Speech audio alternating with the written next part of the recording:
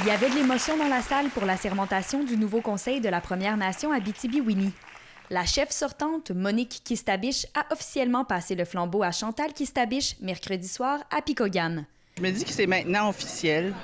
Moi, depuis le 18 août, que je sais que j'ai été élue par acclamation, une première dans l'histoire de la communauté. C'est sûr, c'est de continuer à protéger les intérêts de nos membres, les intérêts de la communauté.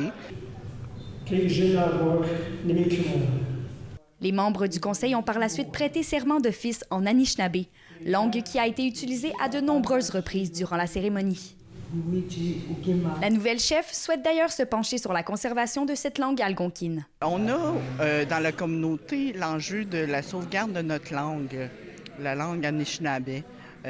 On a eu des enfants, des adolescents qui ont manifesté le désir de continuer l'enseignement de la langue au secondaire, ce qui se fait déjà au niveau du premier cycle du secondaire. Ce que j'aimerais commencer, c'est de faire les travaux pour faire reconnaître la langue Anishinaabe au deuxième cycle du secondaire.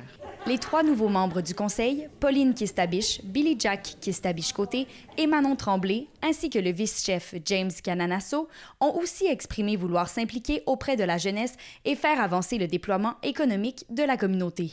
Pour Manon Tremblay, conseillère réélue pour un 2e mandat, le souci de transparence demeure essentiel. Ce que je veux, c'est vraiment d'être à l'écoute, en fait, de la population. Et aussi, ce que je veux, c'est que les gens sachent qu'est-ce qu'on a comme projet. Le nouveau conseil de Picogan est élu pour une période de 3 ans. La chef Chantal Kistabiche et le vice-chef James Cananasso, tous deux élus en août dernier, sans opposition, seront quant à eux en poste pour les 4 prochaines années. Kémilia La Liberté, RNC Nouvelles, à Picogan.